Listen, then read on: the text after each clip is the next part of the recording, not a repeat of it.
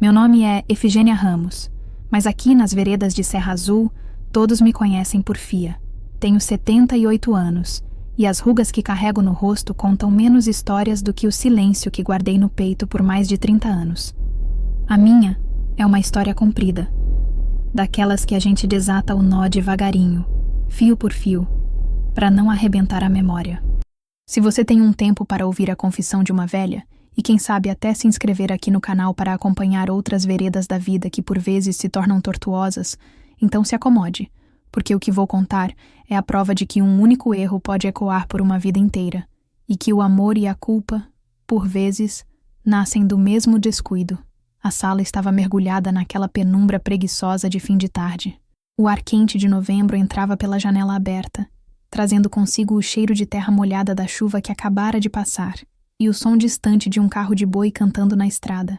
Minha filha Lourdes estava sentada na poltrona de vime em frente a mim, os olhos perdidos no retrato empoeirado de seu falecido marido, João Batista, pendurado na parede.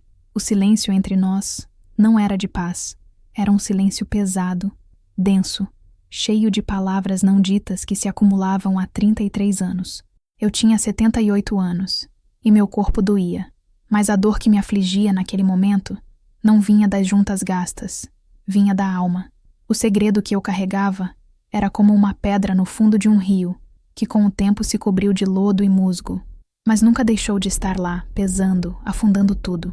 E eu sabia, com a certeza que só a velhice nos dá, que não podia mais carregar aquela pedra. Eu precisava esvaziar o rio antes de morrer.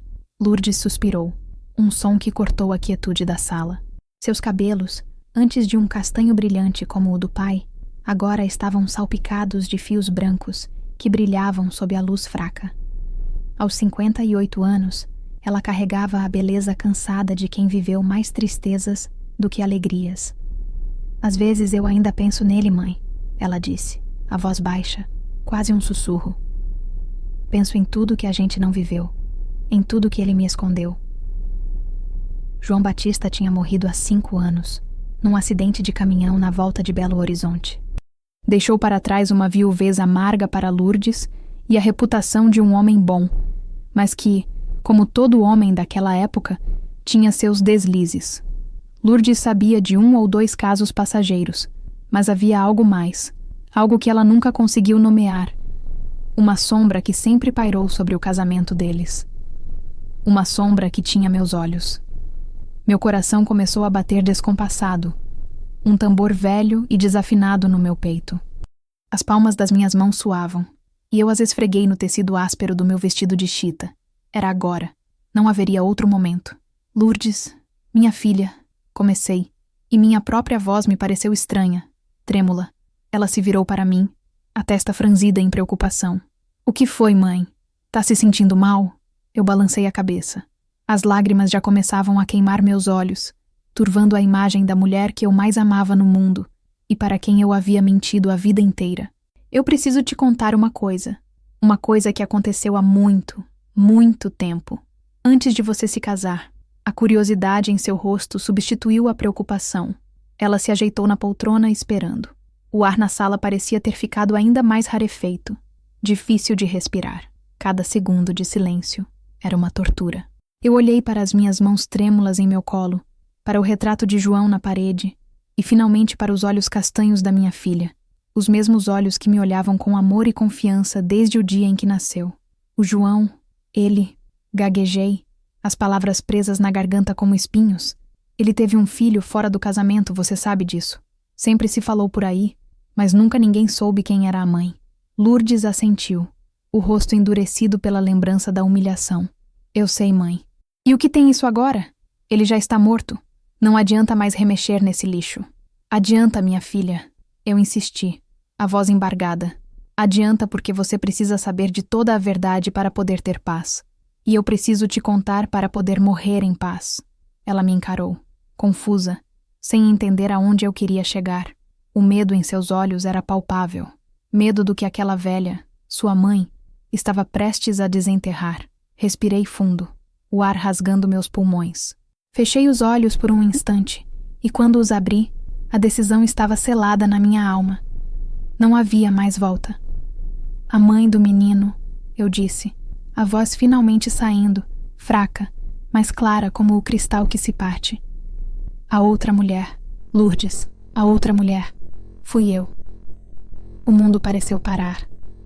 O cantar do carro de boi cessou. O cheiro de terra molhada desapareceu.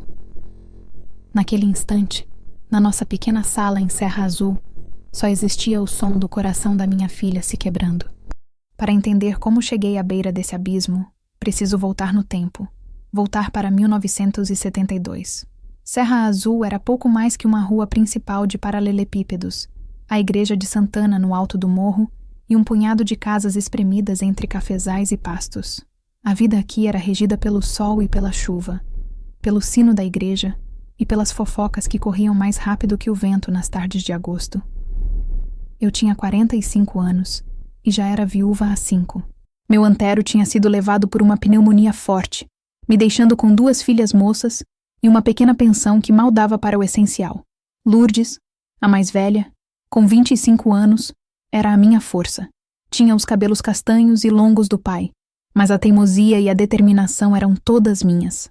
Clara, a mais nova, com 18, era a sonhadora. Vivia com a cabeça nos livros e nos romances que a gente comprava na venda do seu Ramiro. Minha vida era uma rotina de cuidados. Cuidar da casa, do pequeno quintal onde eu plantava couve e tomate, e, principalmente, cuidar para que minhas filhas tivessem um futuro melhor que o meu. Ser viúva naquela época e naquele lugar era quase como ser invisível. As mulheres casadas me olhavam com uma mistura de pena e desconfiança. E os homens... Bem, os homens simplesmente não me olhavam. Eu era a Dona Fia, mãe de Lourdes e Clara, uma figura respeitável e assexuada, um móvel antigo na paisagem da cidade. E por um tempo, eu acreditei nisso. A grande novidade daquele ano era o casamento de Lourdes. E não era com qualquer um. Era com João Batista, o filho único de seu Ramiro, o dono da maior venda da região. João era o que chamavam de um bom partido. Tinha 28 anos. Era bonito de um jeito rústico, com cabelos pretos e lisos que viviam caindo sobre a testa e um sorriso que parecia capaz de desarmar qualquer um. Ele não tinha a ganância do pai. Tinha um jeito manso, uma fala calma e um olhar que parecia enxergar dentro da gente. Lourdes estava perdidamente apaixonada. Seus olhos brilhavam sempre que o nome dele era mencionado. Ela passava horas na máquina de costura, preparando o enxoval, bordando toalhas de prato e fronhas com monogramas. O sonho da vida dela era aquele: casar, ter filhos, construir uma família como a dos livros. E eu, como mãe, compartilhava do sonho dela. Ver minha filha bem casada, segura, era tudo que eu queria. João Batista começou a frequentar nossa casa com mais assiduidade nos meses que antecederam o casamento. No início, era sempre para ver Lourdes. Eles ficavam na sala conversando baixo, trocando olhares cheios de promessas sob minha vigília atenta. Ele era sempre muito respeitoso comigo. Me chamava de Dona Fia, perguntava da minha saúde, elogiava meu café. Ninguém faz um café coado no pano como a senhora, Dona Fia, ele dizia, o sorriso fácil nos lábios. E eu, sem perceber, comecei a esperar por aquelas visitas. A presença dele trazia uma energia nova para nossa casa, uma lufada de ar fresco na minha rotina monótona. Ele era jovem, cheio de vida, e estar perto dele me fazia sentir menos invisível. Um dia, o telhado da cozinha ameaçou desabar depois de um temporal. Eu estava aflita, sem saber a quem recorrer, sem dinheiro para pagar um pedreiro. João apareceu na nossa porta no dia seguinte, com uma caixa de ferramentas na mão. Ouvi dizer que a senhora está com um problema no telhado, ele disse, já olhando para cima, avaliando o estrago. Deixa que eu dou um jeito nisso. Não quero minha sogra cozinhando debaixo de goteira. Lourdes não estava em casa. Tinha ido ajudar na catequese. Clara estava na escola. Éramos só nós dois. Ele subiu no telhado e passou a manhã inteira trabalhando, trocando telhas quebradas, reforçando a estrutura. Eu fiquei lá embaixo, passando as ferramentas, oferecendo água, um café. Conversamos sobre coisas triviais. A colheita do café, a seca que castigava a região, as notícias que chegavam pelo rádio. Mas a conversa não era o mais importante. O importante era a forma como ele me olhava. Não era o olhar de um genro para uma sogra. Era um olhar de homem para mulher. Um olhar que me via. Ele notou o cansaço nos meus ombros, o calo nos meus dedos, mas também notou o jeito que eu prendia o cabelo, a cor do meu vestido. E eu, que não recebia um olhar assim há anos, me senti desconcertada, viva.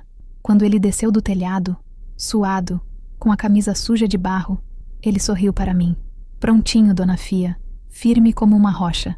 Naquele momento, na nossa cozinha modesta, com o cheiro de café no ar e o sol da tarde entrando pela janela, eu não vi o noivo da minha filha. Eu vi um homem. E o pior de tudo, senti que ele também não via ali apenas a mãe de sua noiva. Ele via uma mulher. Foi a primeira rachadura na barragem que eu havia construído ao redor do meu coração. Uma rachadura pequena, quase imperceptível, mas que eu mal sabia seria por onde toda a minha vida iria vazar. Os dias que se seguiram àquele concerto no telhado foram diferentes. Uma linha invisível havia sido cruzada, e embora nenhum de nós falasse sobre isso, ambos sabíamos. A presença de João Batista em nossa casa se tornou mais constante, e ele sempre encontrava uma desculpa. Era uma prateleira que precisava ser pregada, uma cerca no quintal que precisava de reparo, uma lâmpada que queimou. Ele se tornou uma figura masculina, em uma casa habitada apenas por mulheres, e sua ajuda era genuinamente bem-vinda. Lourdes via tudo com a inocência de uma noiva apaixonada. Veja, mãe, como o João é bom, cuida da gente como se já fôssemos a família dele. E eu sorria, um sorriso que não alcançava meus olhos, e concordava. A culpa começava a fincar suas primeiras raízes no meu peito. Eu tentava manter a distância, tratava-o com uma formalidade forçada. Chamava-o de seu João, mesmo ele insistindo para que eu o chamasse pelo nome. Servia o café e me retirava para o quarto ou para o quintal, deixando-o a sós com Lourdes. Mas era inútil. Eu sentia seu olhar sobre mim quando eu passava, um olhar que me despia da minha fachada de viúva respeitável. Uma tarde, eu estava na cozinha, debulhando feijão. Minhas mãos se moviam no automático, os dedos ágeis separando os grãos da vagem, enquanto minha mente vagava longe. Lourdes e Clara tinham ido à cidade vizinha, Juatuba, para buscar o tecido do vestido de noiva. Eu estava sozinha. A casa estava em silêncio, um silêncio que me era familiar, mas que naquele dia parecia amplificar minha solidão. Ouvi o barulho do portão e meu coração deu um salto. Era ele. Eu sabia antes mesmo de vê-lo. Ele entrou pela porta da cozinha, que vivia sempre aberta, segurando um pequeno saco de papel pardo. Dona Fia, ele disse com aquele sorriso de sempre. Passei na padaria e lembrei que a senhora gosta de broa de fubá. Ele colocou o saco sobre a mesa. O cheiro quente e doce da broa se espalhou pelo ar. Eu agradeci, a voz mais baixa que o normal. Suas filhas não estão? Ele perguntou, embora eu soubesse que ele já sabia a resposta. Foram a Juatuba. Só voltam no fim da tarde. Ele assentiu, e em vez de ir embora, puxou uma cadeira e se sentou à mesa, observando minhas mãos trabalharem. O silêncio voltou a se instalar, mas desta vez era diferente. Era um silêncio carregado, elétrico. Eu sentia cada respiração dele, cada movimento. Eu continuei debulhando o feijão, os olhos fixos na bacia de Ágata, como se minha vida dependesse daquilo. A senhora trabalha muito, ele disse, quebrando o silêncio. Sua voz era suave, quase uma carícia. Suas mãos... São mãos de quem já lutou muito. Antes que eu pudesse reagir, ele estendeu a mão e tocou a minha, que estava parada sobre a bacia. Seu toque era quente, firme. Ele não segurou minha mão, apenas pousou a sua sobre a minha, o polegar deslizando suavemente sobre os meus calos.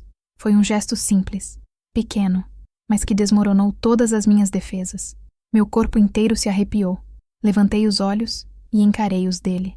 Naquele momento, não havia noivo, não havia sogra. Havia apenas um homem e uma mulher, e uma solidão compartilhada que nenhum dos dois ousava admitir. Eu vi em seus olhos não apenas desejo, mas uma espécie de compreensão, de reconhecimento. Ele via a mulher que eu tinha sido, a mulher que eu ainda era sob as camadas de luto e responsabilidade. Eu puxei minha mão de volta abruptamente, como se tivesse me queimado. Meu coração batia tão forte que eu tinha certeza de que ele podia ouvir. Não devia ter feito isso. Eu sussurrei, a voz trêmula. Ele não se desculpou, apenas me olhou com uma intensidade que me deixou sem ar. Por quê? Ele perguntou, a voz igualmente baixa. Porque é errado sentir o que a gente sente? Não estamos sentindo nada. Eu menti, me levantando da cadeira. Você vai se casar com a minha filha, a minha Lourdes. Você a ama. Eu gosto muito da Lourdes, ele disse. E a escolha das palavras, gosto, não amo, foi como um soco no meu estômago. Ela é uma moça boa, honesta, vai ser uma boa esposa. Mas, com a senhora, é diferente. Eu me virei de costas para ele, agarrando a beirada da pia como se fosse me afogar. Vá embora, João. Por favor, vá embora e não volte aqui se não for para ver a Lourdes. Ouvi o som da cadeira arrastando no chão e seus passos se aproximando. Senti sua presença atrás de mim, o calor do seu corpo. Eu não me virei. Fiquei ali, rígida, rezando para que ele entendesse, para que fosse embora. Ele não disse mais nada. Depois de um momento que pareceu uma eternidade, ouvi seus passos se afastando e a porta da cozinha se fechando suavemente. Fiquei ali, tremendo, o coração em frangalhos. A broa de fubá continuava sobre a mesa, intocada. Naquele dia, eu entendi a verdade aterrorizante. A atração era mútua, e o silêncio que se seguiu àquele gesto era mais perigoso do que qualquer palavra que pudéssemos ter trocado. Era um pacto silencioso, uma promessa de algo que não deveria jamais acontecer. Faltavam 3 dias para o casamento. A casa, que antes era meu refúgio de paz, havia se transformado num palco de tensão. Parentes começaram a chegar de cidades vizinhas, enchendo os cômodos com conversas altas, risadas e o cheiro de comida sendo preparada em grandes quantidades.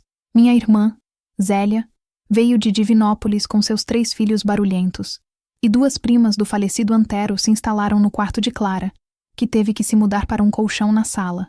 Eu me movia por entre eles como um fantasma, sorrindo, servindo café, respondendo a perguntas sobre os preparativos. Mas por dentro, eu era um poço de ansiedade. Evitei João Batista a todo custo. Se ele estava na sala, eu ia para a cozinha. Se ele vinha para a cozinha, eu me trancava no quarto. Ele percebia minha fuga, e por vezes nossos olhares se cruzavam por cima das cabeças dos outros. Um contato rápido e elétrico que me deixava com o estômago revirado. Lourdes, em sua bolha de felicidade, não percebia nada.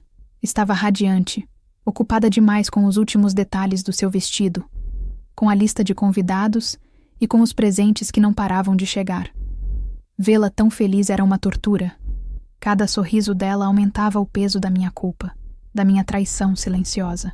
Na noite de quinta-feira, 2 dias antes do casamento, a casa finalmente se aquietou.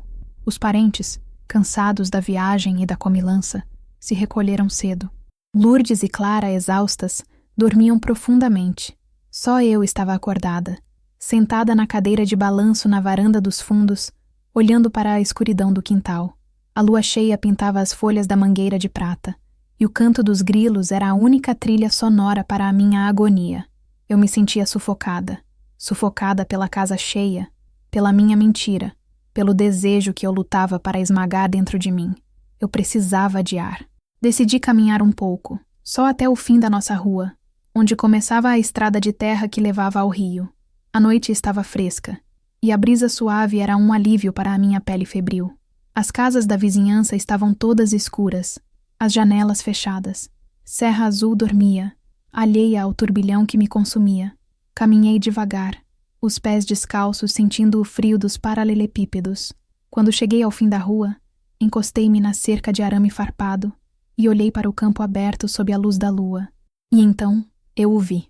João estava encostado em sua caminhonete, estacionada sob a sombra de um ipê, fumando um cigarro de palha. A brasa vermelha do cigarro era um ponto de luz na escuridão. Meu primeiro instinto foi dar meia volta e correr para casa, mas minhas pernas não obedeceram. Fiquei ali, paralisada, o coração na boca. Ele me viu, jogou o cigarro no chão e o apagou com a bota, e veio na minha direção. Sem sono também, dona Fia? Ele perguntou, a voz rouca. Só vim tomar um ar, respondi, sem olhá-lo. Ele parou ao meu lado, mas a uma distância respeitosa. Ficamos em silêncio por um longo tempo, apenas olhando para o horizonte. É um peso grande, não é? Ele disse finalmente. O quê? Perguntei, fingindo não entender. Isto, tudo isto. O casamento, as expectativas de todo mundo. Às vezes parece que não sou eu que estou vivendo, é outra pessoa. Pela primeira vez, eu vi uma vulnerabilidade nele que não conhecia. Ele não era apenas o noivo galante e sorridente. Era um homem com seus próprios medos, suas próprias dúvidas. Você não ama a minha filha? Perguntei, a voz saindo mais dura do que eu pretendia. Ele demorou a responder. Eu vou fazer dela uma mulher feliz, Fia, ele disse, usando meu apelido pela primeira vez. O som do meu nome nos lábios dele teve um efeito devastador em mim. Eu vou cuidar dela. Vou dar filhos a ela. Vou ser um bom marido. É o que todos esperam. É o certo a se fazer. Mas você não a ama, eu afirmei, mais do que perguntei. Ele se virou para mim. A luz da lua iluminava metade do seu rosto, deixando a outra metade na sombra. Seus olhos brilhavam com uma tristeza profunda. Eu não sei o que é amar, Fia, mas eu sei o que eu sinto quando estou perto de você. Sinto que posso respirar. Sinto que sou eu mesmo. E então ele deu o passo que faltava entre nós. Colocou a mão em meu rosto, o polegar acariciando minha bochecha. Eu deveria tê-lo empurrado. Deveria ter gritado. Deveria ter corrido. Mas eu não fiz nada. Eu estava exausta de lutar. Exausta da solidão, da invisibilidade, da viuvez. Naquele momento, sob a luz da lua, eu não era a mãe de Lourdes. Eu era apenas Efigênia, uma mulher que desejava ser tocada, ser vista. Quando ele me beijou, foi como se o mundo inteiro desaparecesse. Não foi um beijo de paixão avassaladora, mas um beijo de reconhecimento, de desespero, de uma tristeza compartilhada. Foi o beijo de duas almas solitárias que se encontraram no lugar errado, na hora errada. E naquele momento, na beira da estrada de terra, a 3 dias do casamento da minha filha, eu cometi o erro que definiria o resto da minha vida. Não foi só um beijo, foi uma entrega, uma fraqueza, um momento de loucura que plantou em meu ventre o fruto do meu pecado e selou meu destino a uma vida de silêncio e culpa.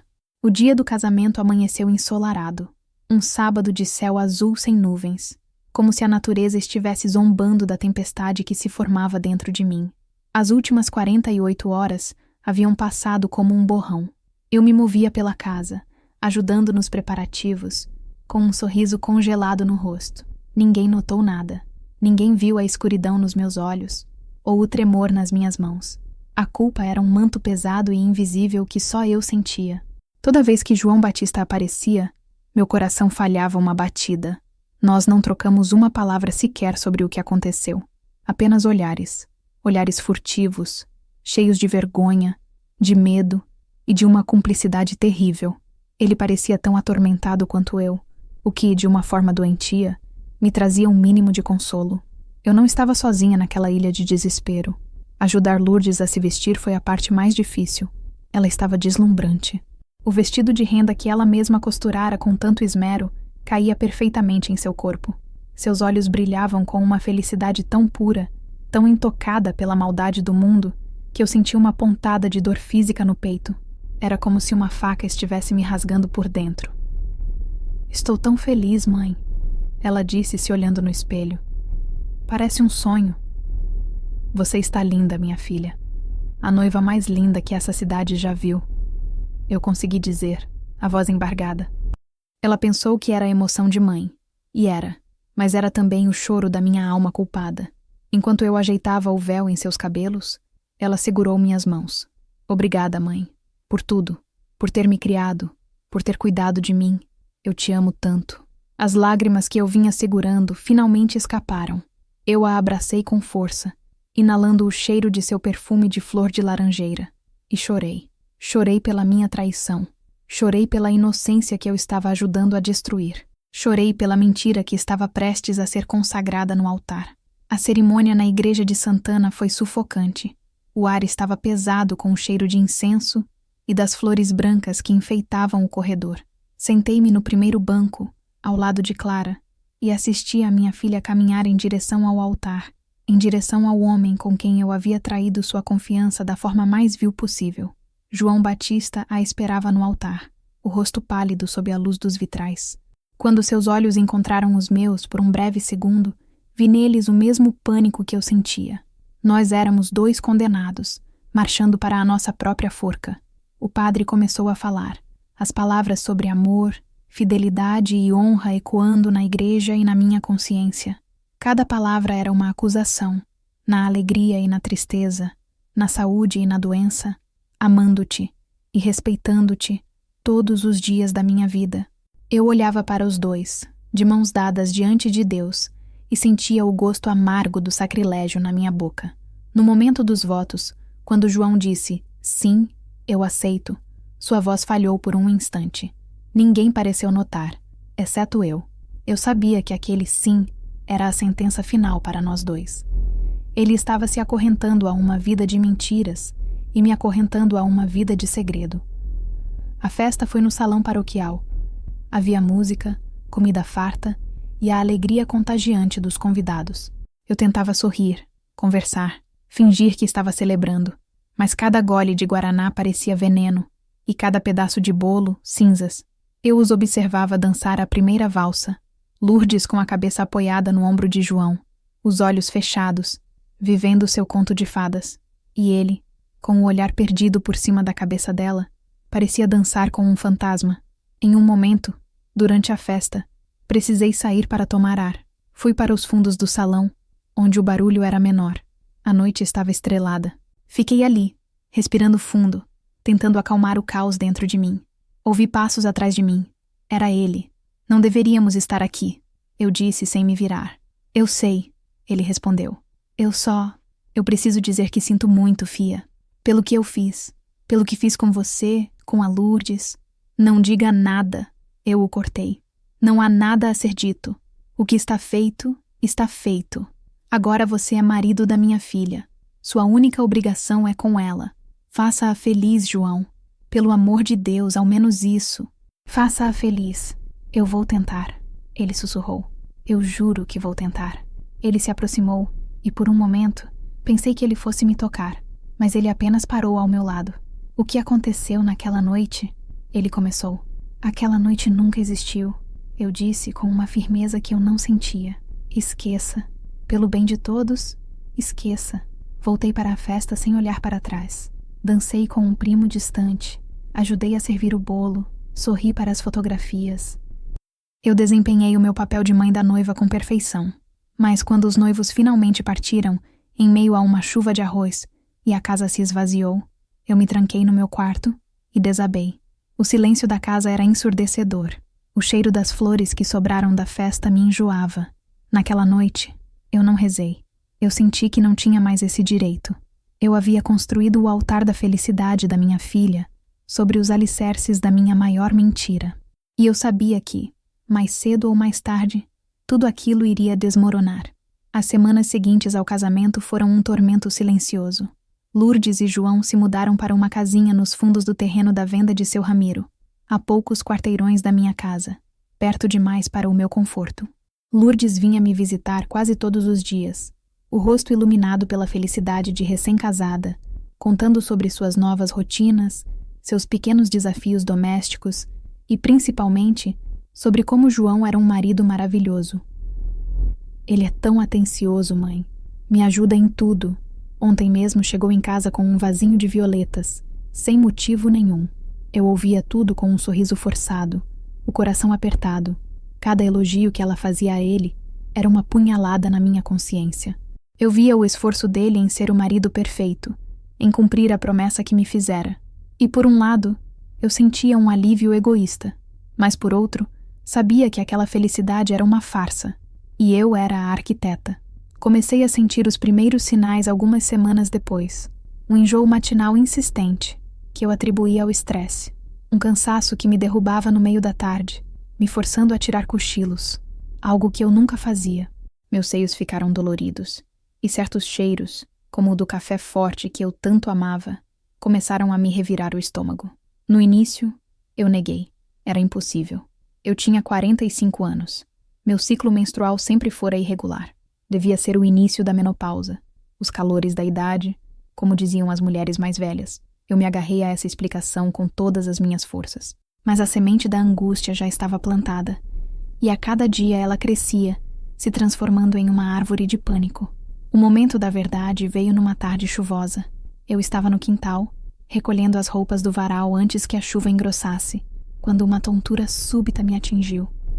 Tive que me apoiar na parede para não cair. O mundo girou e uma onda de náusea me subiu pela garganta. Corri para dentro, para o banheiro, e vomitei o pouco que havia comido no almoço. Enquanto eu lavava o rosto na pia, A água fria escorrendo pelos meus pulsos, eu me olhei no espelho pequeno e manchado. E eu soube, não era menopausa. Não era estresse, era vida. Uma vida crescendo dentro de mim. Uma vida concebida na escuridão, fruto da vergonha e do erro. O chão pareceu sumir sob os meus pés. Sentei-me na beirada da cama, o corpo todo tremendo. 1 milhão de pensamentos aterrorizantes passaram pela minha cabeça. O que eu ia fazer? Como eu poderia esconder isso? Em uma cidade pequena como Serra Azul, onde a vida de todo mundo era um livro aberto, um segredo como esse era impossível de guardar. A desonra, a vergonha, a humilhação. Eu não seria apenas a viúva que engravidou. Eu seria a mãe que se deitou com o marido da própria filha. Eu seria um monstro. Minhas filhas, Lourdes, Clara, elas nunca me perdoariam. Eu perderia o amor e o respeito delas para sempre. A imagem de Lourdes, sorrindo em seu vestido de noiva, me veio à mente, e o desespero me sufocou. Passei os dias seguintes em um estado de negação e pânico. Eu me olhava no espelho de lado, procurando por qualquer sinal de mudança no meu corpo. Usava vestidos mais largos, faixas apertadas na cintura na esperança de parar o inevitável. Eu rezava, pela primeira vez em muito tempo. Rezava não por perdão, mas por um milagre, que fosse um engano, que o sangue descesse e lavasse para longe aquele pesadelo. Mas o milagre não veio, e a cada dia que passava, a certeza se solidificava. Eu estava grávida, grávida do meu genro. A semente do nosso pecado estava florescendo dentro de mim, e eu precisava tomar uma decisão. Eu não podia ter aquela criança, não ali, não daquele jeito. A ideia de me livrar do bebê passou pela minha mente em um flash de desespero, mas a rejeitei com a mesma rapidez. Por mais que fosse fruto de um erro, era uma vida. E eu, que já havia trazido 2 filhas ao mundo, não conseguiria cometer tal atrocidade. Restava apenas uma opção: fugir, desaparecer. Eu teria que inventar uma história, uma desculpa plausível para sumir por meses. Eu teria que deixar minhas filhas, minha casa, minha vida para trás, para ter essa criança em segredo. E depois eu não sabia. O futuro era um borrão escuro e aterrorizante. Naquela noite, deitada na minha cama, com a mão pousada sobre o meu ventre ainda plano, eu tomei a decisão mais difícil da minha vida. Eu iria embora. Eu iria proteger minha filha, mesmo que para isso eu tivesse que me destruir. A criança que eu carregava não podia nascer em Serra Azul. Ela não podia ter um rosto, um nome. Ela teria que ser um segredo, o meu segredo, para sempre. Uma vez tomada a decisão de partir, precisei arquitetar o plano com o cuidado de um artesão. Cada detalhe precisava ser perfeito, cada ponta amarrada. Não havia espaço para erros ou suspeitas. Minha honra e, mais importante, a frágil felicidade de Lourdes dependiam disso. A desculpa perfeita me veio numa carta. Minha prima Benedita, que morava em Araguari, no Triângulo Mineiro, escreveu contando que seu marido, Inácio, havia sofrido um acidente na roça e quebrado a perna em 2 lugares. Ela estava sozinha para cuidar dele, da casa e dos 3 filhos pequenos. A carta era um lamento, um desabafo sobre a dureza da vida. Para mim, foi uma resposta às minhas preces desesperadas. Araguari ficava longe o suficiente. Eram quase 10 horas de viagem numa jardineira que balançava mais que rede em ventania. Ninguém de Serra Azul tinha contato com Benedita, exceto por mim, através de cartas esporádicas. Ela era a minha única saída. Passei a noite em claro, ensaiando o que diria. Na manhã seguinte, reuni Lourdes e Clara na cozinha. Mostrei a elas a carta de Benedita, o papel amarelado e amassado em minhas mãos trêmulas. Coitada da Dita, eu disse, a voz cuidadosamente tingida de preocupação. Com o Inácio desse jeito e as crianças pequenas, ela não vai dar conta sozinha. Eu estava pensando, acho que devo ir para lá, passar uns meses, até o Inácio se recuperar. Lourdes me olhou surpresa. Ir para Araguari, mãe? Mas é tão longe. E por meses. É o que a família faz, minha filha. A gente se ajuda. Eu respondi, tentando parecer firme. Ela já me ajudou muito quando o pai de vocês morreu. É minha vez de retribuir. Clara, sempre a mais sensível, apoiou a ideia. A mãe tem razão, Lourdes. Tia Benedita está precisando. Lourdes ainda parecia hesitante. Mas e a senhora? E a nossa casa? Vai ficar tudo bem por aqui? Eu fico preocupada em deixar vocês. Mas você agora é uma mulher casada, tem sua própria casa. E Clara já é uma moça, sabe se cuidar. Vai ser bom para vocês terem um pouco mais de responsabilidade. Eu argumentei, odiando cada palavra mentirosa que saía da minha boca. E eu não vou demorar tanto. Uns 3, 4 meses no máximo.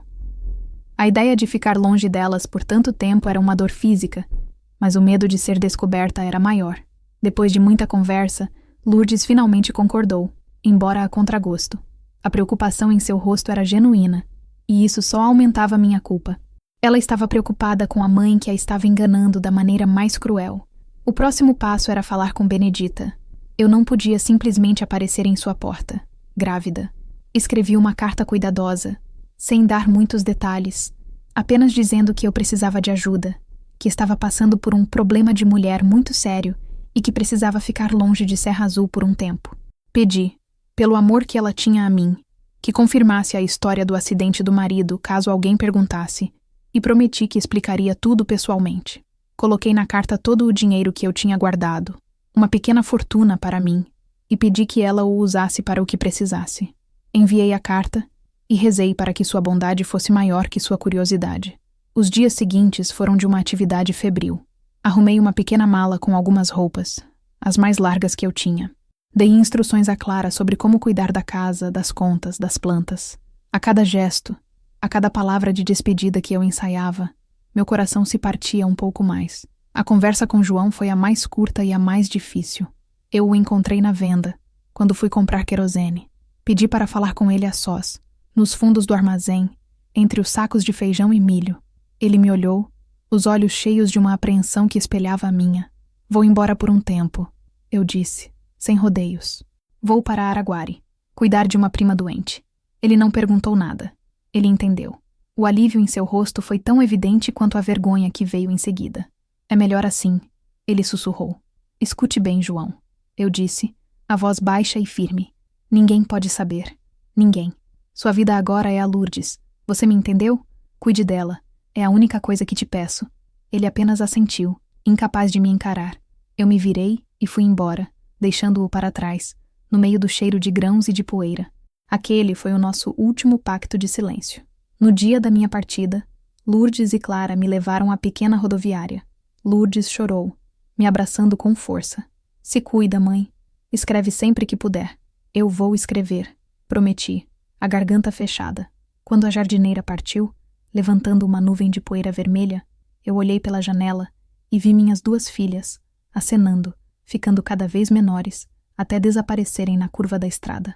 Naquele momento, eu me sentia a pessoa mais solitária do mundo. Eu estava deixando tudo para trás, correndo para o desconhecido, carregando no ventre o filho do meu pecado. A mentira era minha única companheira de viagem, minha única boia de salvação naquele mar de desespero. E eu me agarrei a ela com todas as minhas forças. A viagem para Araguari foi um borrão de poeira, solavancos e pensamentos sombrios. A cada quilômetro que a jardineira me distanciava de Serra Azul, um misto de alívio e pavor tomava conta de mim. Alívio por estar longe dos olhares curiosos, pavor do que me esperava. Benedita morava num sítio simples, um pouco afastado da cidade. Quando o motorista me deixou na porteira, o sol já se punha, pintando o céu de laranja e roxo. A casa era pequena, de tijolo à vista e telhado de barro, cercada por um pomar e uma horta bem cuidada. Vi Benedita na varanda, e meu coração se acalmou um pouco. Ela era mais velha que eu, uma mulher de corpo forte e rosto marcado pelo sol, mas seus olhos tinham a mesma bondade que eu me lembrava da infância. Ela me recebeu com um abraço apertado, sem fazer perguntas. Pode entrar, fia. A casa é sua. Naquela primeira noite, depois que as crianças dormiram, e Inácio, com a perna engessada, se recolheu, nós nos sentamos na cozinha. Com a luz de um lampião a querosene iluminando nossos rostos, eu contei tudo. As palavras saíram tropeçadas, cheias de vergonha e lágrimas. Contei sobre a solidão, sobre a fraqueza, sobre o beijo na escuridão e sobre a consequência que agora crescia em meu ventre. Benedita ouviu tudo em silêncio, apenas segurando minha mão. Quando terminei, eu esperava por sua recriminação, seu julgamento, mas ela apenas suspirou. A vida prega cada peça na gente, não é, prima? Foi tudo o que ela disse. Pois fique tranquila. Aqui, você está segura. Ninguém vai saber de nada.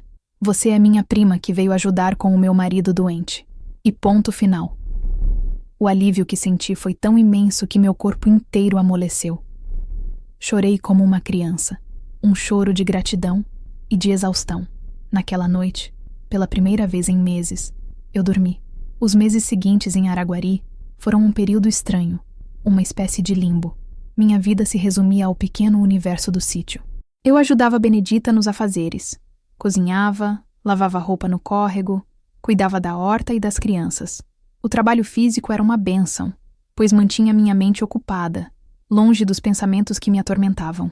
Minha barriga crescia a cada dia. Era uma realidade impossível de negar. Nas noites quentes, eu me deitava na rede na varanda e sentia os primeiros movimentos do bebê. Eram como pequenas borboletas, toques suaves que me lembravam da vida que pulsava dentro de mim.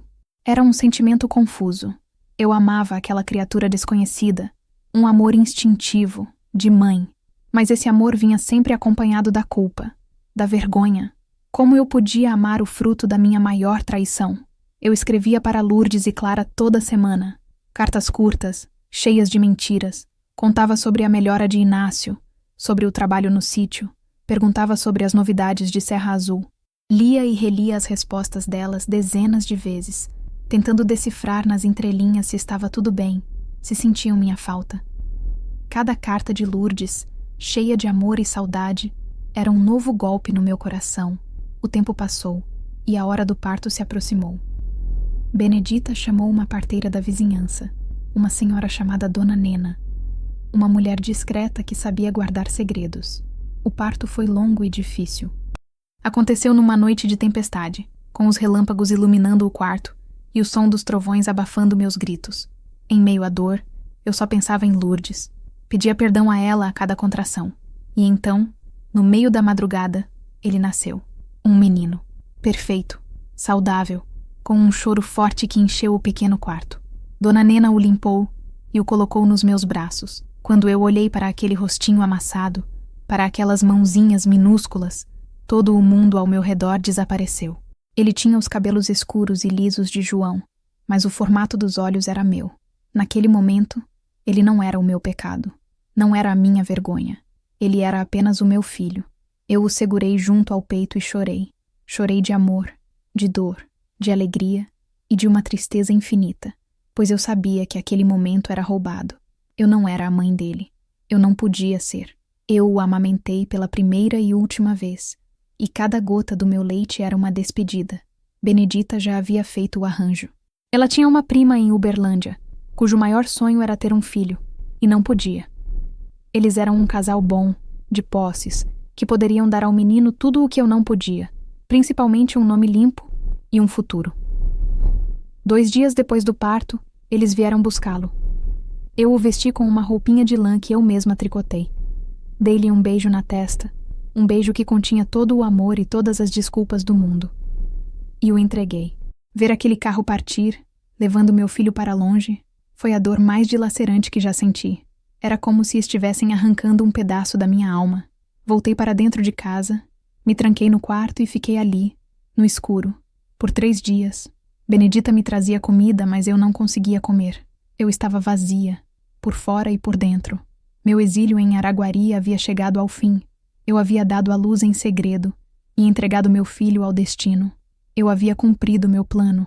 Havia protegido minha filha, mas o preço foi a minha própria paz. E eu sabia que carregaria aquela ferida, a ferida de um filho ausente, para o resto da minha vida. Voltar para a Serra Azul foi como retornar a uma casa que não era mais minha. A cidade era a mesma, as ruas, as pessoas, mas eu era outra. Eu havia partido carregando um segredo e voltei carregando um fantasma. Estava mais magra, com olheiras profundas e um olhar que havia perdido o brilho. Lourdes e Clara me receberam com uma festa. A casa estava cheia de vizinhos e amigos. Todos diziam como eu parecia abatida, e eu usava a desculpa do trabalho pesado no sítio da prima. Cuidar de homem doente e de criança pequena acaba com qualquer um, eu dizia. E todos concordavam, solidários.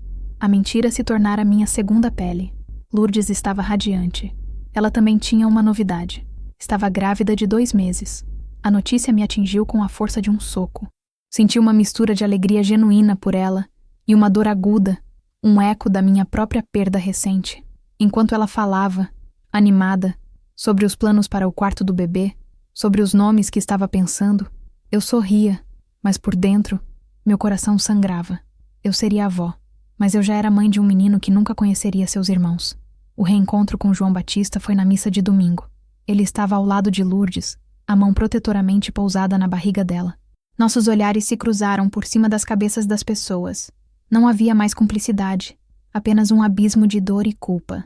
Assentimos um para o outro. Um cumprimento formal, frio. O pacto de silêncio estava mais forte do que nunca. A vida em Serra Azul retomou sua rotina, mas para mim, tudo era diferente. Eu vivia sob um silêncio de vidro. Parecia sólido, mas eu sabia que a qualquer momento poderia se estilhaçar. Eu me tornei uma perita em desviar de conversas, em mudar de assunto quando o tema se aproximava perigosamente da minha ausência. Vivia com medo.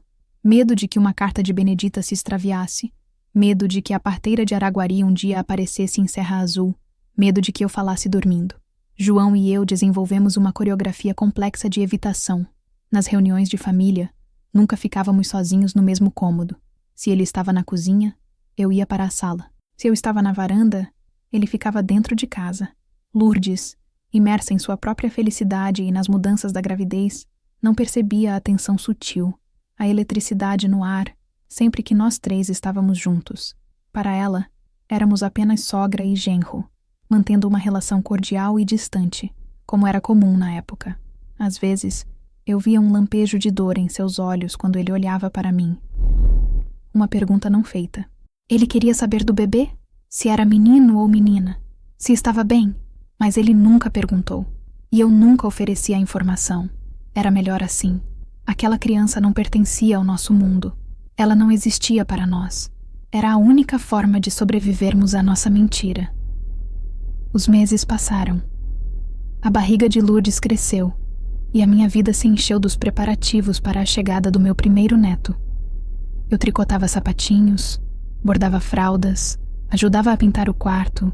Mergulhei no papel de avó com uma dedicação quase desesperada, como se, ao amar aquele bebê que estava por vir, eu pudesse de alguma forma compensar o filho que abandonei. Mas à noite, quando eu deitava a cabeça no travesseiro, o fantasma do meu filho vinha me visitar. Eu me perguntava como ele era, se estava sendo bem cuidado, se a nova mãe o amava. Eram perguntas sem resposta, torturas que eu mesma me impunha. Um dia, Lourdes estava sentada na minha varanda, e o bebê se mexeu em sua barriga. Ela pegou minha mão e a colocou sobre seu ventre. Sente, mãe. Ele tá chutando. Senti o pequeno solavanco sob a palma da minha mão. Uma vida pulsando, uma promessa de futuro. Sorri para minha filha, um sorriso genuíno de avó. Mas por um instante, minha memória me traiu e eu senti o peso do meu próprio filho recém-nascido em meus braços. O cheiro dele, o calor de sua pele. As lágrimas vieram aos meus olhos. A senhora tá chorando, mãe? Lourdes perguntou preocupada. É de alegria, minha filha. Eu menti mais uma vez. É só de alegria. E talvez uma parte de mim não estivesse mentindo. A alegria pela felicidade dela e a dor pela minha tragédia pessoal se misturavam de tal forma que eu já não sabia onde uma terminava e a outra começava. Era essa a minha nova realidade. Viver nessa fronteira, nesse silêncio de vidro, rezando para que ele nunca se quebrasse. O tempo em cidades pequenas como Serra Azul tem um ritmo próprio. Ele não corre, ele se derrama, como melado de cana lento e pegajoso. Os anos foram se derramando e, com eles, a minha mentira foi se solidificando, se tornando parte da paisagem da minha vida. Meu primeiro neto, Ricardo, nasceu. Um menino forte e saudável, a cara de Lourdes. Pegá-lo no colo foi uma experiência agridoce. A alegria de ser avó era imensa, mas a cada vez que eu o ninava, uma voz sussurrava em meu ouvido: você tem outro filho em algum lugar deste mundo. Depois de Ricardo, vieram mais dois, a doce Mariana e o levado Tiago. Minha casa se encheu da algazarra dos netos, e eles se tornaram o centro do meu universo. Eu era a avó Fia, a que fazia o melhor bolo de fubá, a que contava as melhores histórias, a que sempre tinha um colo para os joelhos ralados e os corações partidos. E nesse papel, eu encontrei um propósito, uma forma de redenção. O amor que eu dedicava a eles era a minha penitência e a minha salvação.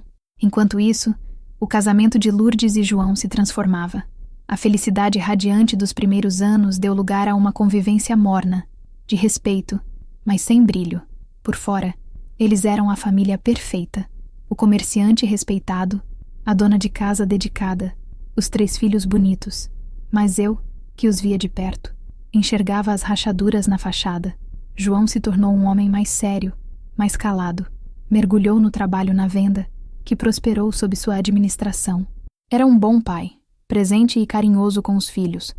Mas com Lourdes, a distância emocional era palpável.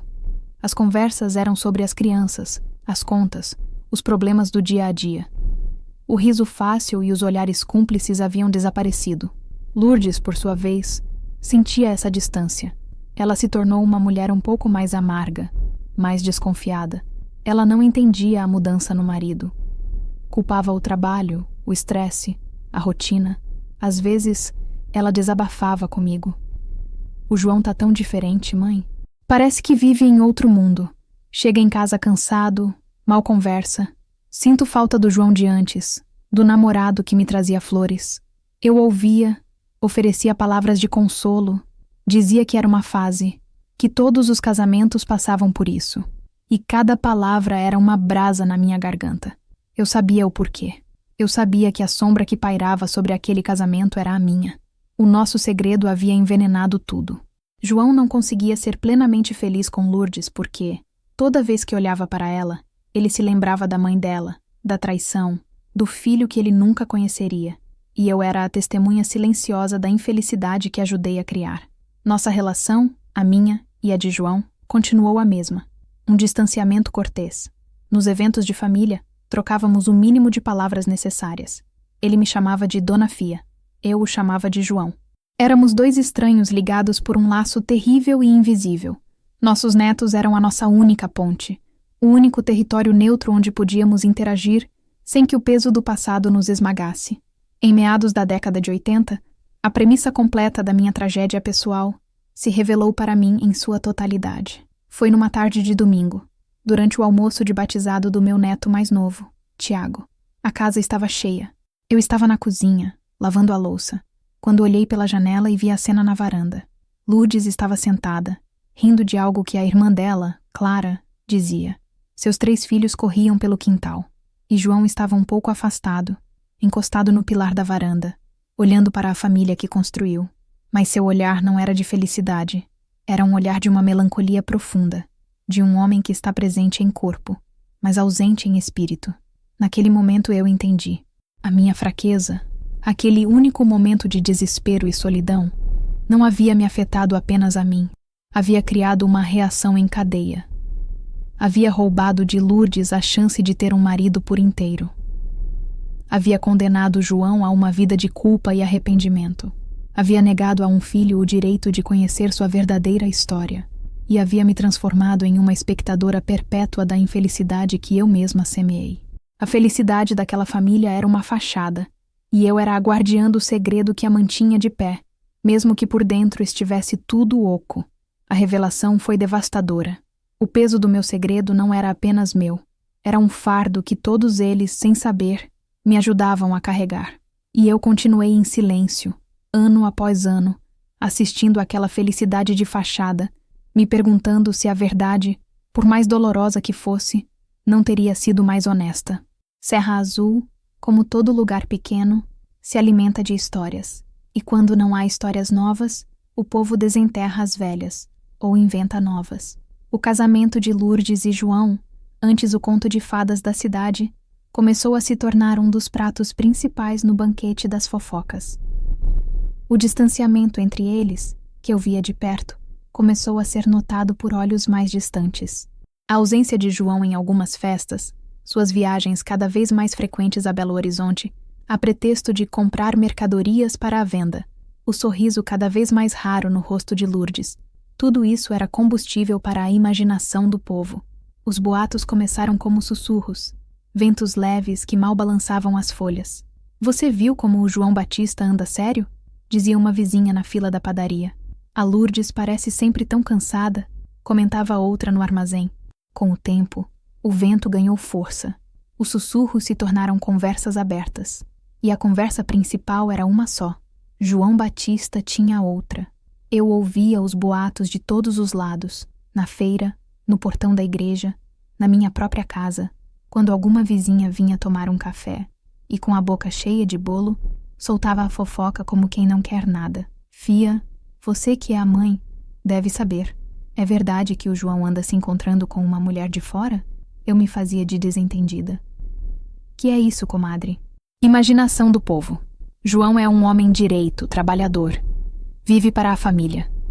Mas no fundo, eu não tinha tanta certeza. Eu via a insatisfação nos olhos dele, a mesma que eu via nos meus no espelho. Um homem infeliz é um homem vulnerável. E João era, acima de tudo, um homem infeliz. Será que ele teria procurado em outros braços o que não encontrava mais em casa? Será que a culpa o levou a se punir, a destruir o pouco que lhe restava? A situação ficou mais tensa quando Lourdes começou a ouvir os mesmos boatos. Ela tentava ignorar, mas a semente da desconfiança, uma vez plantada, é uma erva daninha difícil de arrancar. Ela começou a questioná-lo, a verificar seus horários, a procurar por sinais. E o casamento deles, que já era frágil, se tornou um campo de batalha. As discussões se tornaram mais frequentes, as vozes mais altas. Uma noite, ela apareceu na minha porta, os olhos vermelhos de tanto chorar. Ele tá mentindo pra mim, mãe. Eu sei que tá. Ele disse que ia descarregar um caminhão na venda até tarde. Mas passei lá agora e tá tudo fechado. Tudo escuro. Eu a abracei. O coração pesado de uma culpa que era dupla. Eu era cúmplice do segredo original que causara aquela rachadura. E agora era a confidente da dor que essa rachadura provocava. Calma, minha filha. Deve ter uma explicação. Eu dizia, sabendo que minhas palavras eram vazias. Parte de mim queria que os boatos fossem verdade. Se João tivesse outra mulher, talvez a atenção se desviasse de mim, do nosso passado. A culpa dele por uma traição presente poderia, de alguma forma, apagar a nossa traição antiga. Era um pensamento egoísta, terrível, mas que me assombrava. Se ele fosse o vilão, talvez eu me sentisse menos monstro. Mas outra parte de mim temia por minha filha. Temia que ela sofresse ainda mais. Ela não merecia aquilo. Nenhuma mulher merece. Os boatos nunca foram confirmados. Ninguém nunca viu a tal outra. Poderia ser apenas a maldade do povo.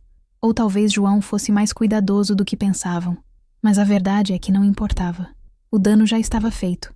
A confiança entre ele e Lourdes havia se quebrado. Eu vivia em um estado de alerta constante. Cada novo boato era uma ameaça. A história de um filho bastardo de João Batista, que sempre existiu como uma lenda urbana em Serra Azul, começou a ressurgir com mais força. Dizem que ele tem até um filho com outra. Ouvi uma vez na porta da igreja. Meu sangue gelou. E se alguém descobrisse? E se uma ponta solta do passado começasse a ser puxada? O vento que trazia os boatos sobre uma amante imaginária poderia, a qualquer momento, soprar na direção errada e trazer à tona a verdade sobre uma mãe real. Eu me sentia como se estivesse vivendo em um castelo de cartas, e a qualquer momento, um sopro mais forte poderia derrubar tudo. Os anos 90 chegaram trazendo mais fios de prata para os meus cabelos e mais peso para o meu coração. Meus netos estavam crescendo, se tornando adolescentes cheios de vida e de perguntas. E o casamento de Lourdes e João seguia seu curso de águas paradas, com ocasionais tempestades. Um dia, uma dessas tempestades foi mais forte que as outras. Lourdes e João tiveram uma briga feia, uma daquelas que fazem os vizinhos fecharem as janelas para ouvir melhor. O motivo, como sempre, era a desconfiança dela e o silêncio dele. Mas desta vez, Lourdes foi mais longe. Em meio aos gritos, ela jogou no rosto dele a acusação que vinha remoendo há anos. Eu sei que você tem outro filho por aí. A cidade inteira fala. Por que você não me conta a verdade, João? Quem é ela? No dia seguinte, Lourdes veio desabafar comigo. Estava arrasada, não apenas pela briga, mas pela reação de João. Ele não negou, mãe. Ele só ficou em silêncio, me olhando com uma cara de pena. E depois saiu de casa. Passou a noite fora. Ouvir aquilo me deixou sem chão. O silêncio dele era uma confissão do nosso pecado, não de um novo. Ele não podia negar, porque o filho existia, mas não podia confirmar, porque a mãe era eu. Ele estava preso na mesma armadilha que eu. Naquela tarde, decidi que precisava intervir. Não por ele, mas por minha filha. A dor dela estava se tornando insuportável, e eu era a causa. Fui até a venda. Encontrei João no escritório dos fundos, o rosto abatido, os ombros curvados. Ele parecia ter envelhecido 10 anos em uma noite. Fechei a porta atrás de mim. Pela primeira vez em quase 20 anos, estávamos sozinhos, cara a cara, para falar sobre o que havíamos feito. Você precisa dar um jeito nisso, João, eu disse, a voz firme. Dar um jeito em quê, dona Fia? Ele perguntou cansado. Não tem mais jeito. Já está tudo quebrado. A Lourdes está sofrendo. Ela acha que você tem outra família, que a traiu por todos esses anos com outra mulher. Ele soltou uma risada amarga, sem humor.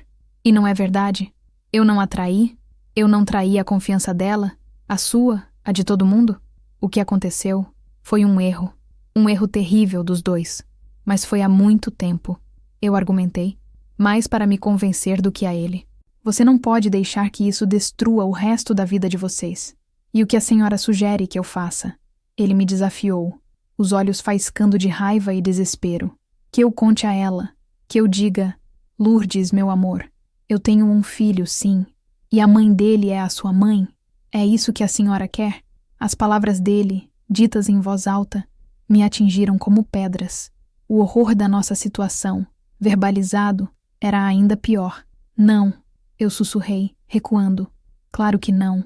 Então não me peça para dar um jeito, ele disse, a voz baixa e perigosa. Não há jeito. Eu vivo com essa culpa todos os dias. Toda vez que eu a abraço, toda vez que ela me chama de meu amor, eu sinto o gosto da mentira na minha boca. E toda vez que eu olho para a senhora, eu...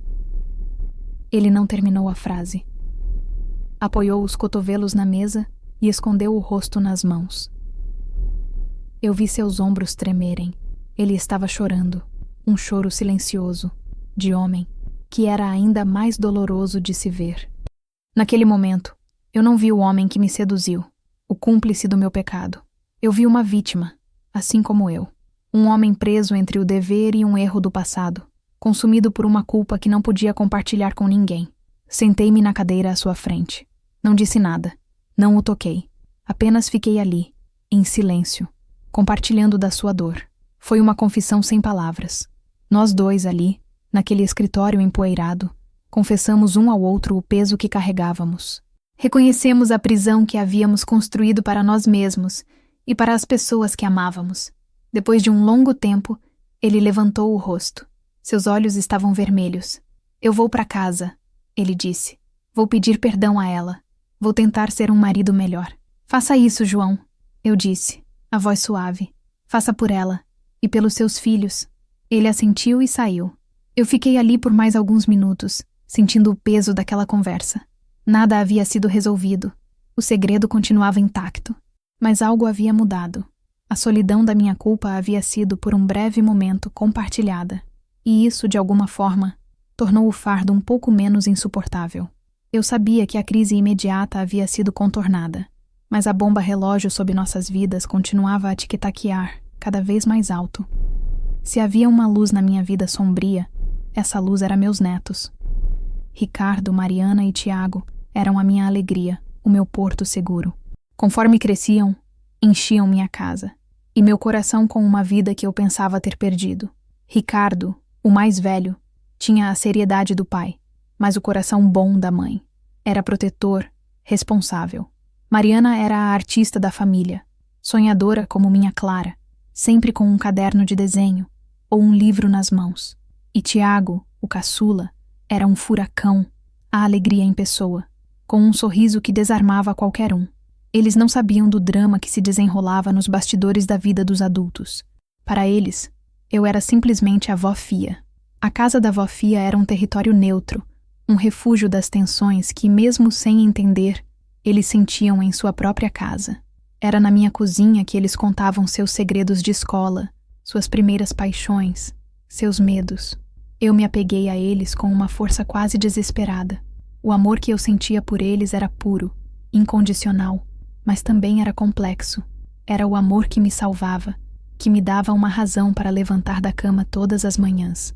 Mas era também o amor que me condenava, pois cada vez que eu olhava para eles, eu era lembrada do neto que eu não tinha.